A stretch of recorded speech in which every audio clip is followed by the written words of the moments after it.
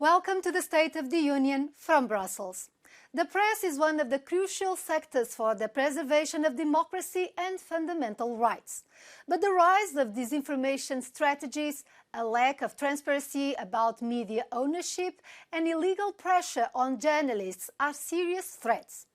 What can also jeopardize democracy and fundamental rights are the abuses of artificial intelligence, a technological innovation with enormous potential for human progress, but still without many rules. In a single plenary session this week, the European Parliament approved legislation in these two areas, adopting the Media Freedom Act and the Artificial Intelligence Act. In the case of artificial intelligence, the European Commission considers that the EU is setting an example for the rest of the world. Nos start-up européennes seront les meilleurs ambassadeurs de notre approche européenne de l'AI, une AI fiable, accessible, respectant les règles de confiance pour tous nos concitoyens et nos entreprises, mais aussi pour ce que le monde regardera de ce que nous faisons. But despite this legislative frenzy, the European Parliament struck a blow against the European Commission.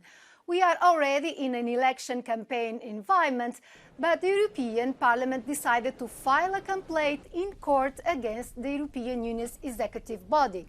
The issue at stake is the decision to unfrozen a tranche of cohesion funds for Hungary last December. The Parliament considers that Hungary has not made enough reforms to reverse some violations of the rule of law and that there was a blackmail from Prime Minister Viktor Orbán. What is also very disturbing is that the moment when the Commission took the decision that the money was going to be released, it was on the eve of a European Council summit where important decisions were to be taken on Ukraine, and Orban had already announced he was going to block it. And that is a very serious breach of the treaties because the European Commission is not supposed to serve anyone. Let's now talk about the European Union efforts to maintain its diplomatic relevance in the Middle East. The Cyprus-Gaza Maritime Aid Corridor was opened with the support of the United States and other countries.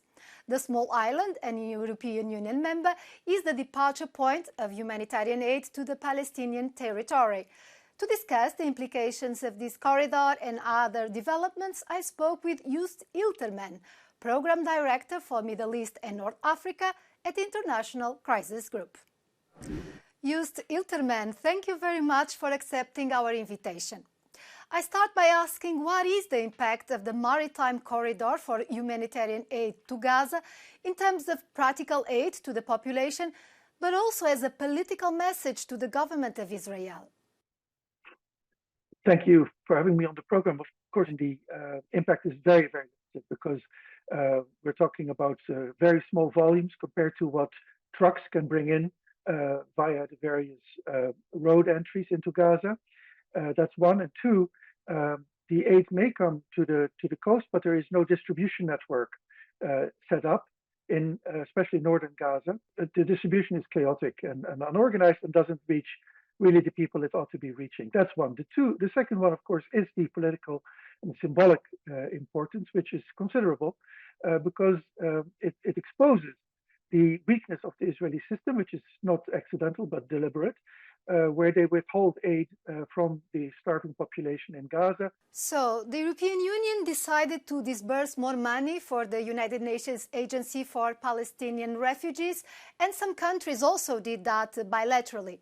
Nevertheless, the investigations about the suspect involvement of their workers in Hamas terror attack is not over.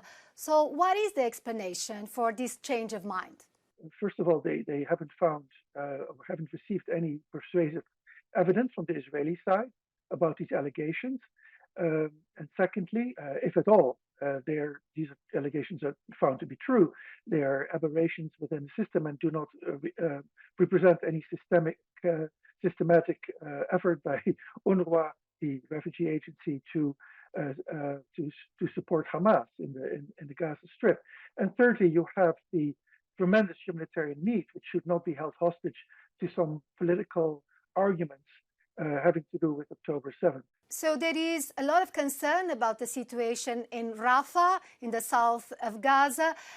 We don't know if the Israeli government will go ahead with another operation. What do you think the international community could do to avoid that operation? I'm not privy to Israeli decision-making, so I don't know exactly what is going on in terms of their decision, but there certainly have been some red lines laid down by the United States and others. And actually, at this moment, even if Israel wants to launch a ground offensive in Rafah, they don't have the numbers of troops deployed in the Gaza Strip to enable that. They have been sent back to Israel to give them a rest, and it's not clear if and when they will come back to Gaza. So for the moment, an offensive on Rafah seems off the calendar, but it could come back, of course, because the fight against Hamas goes on as far as Israel is concerned, and of course the hostages are still in Gaza, and Israel has made clear that it will do everything it can to secure their release.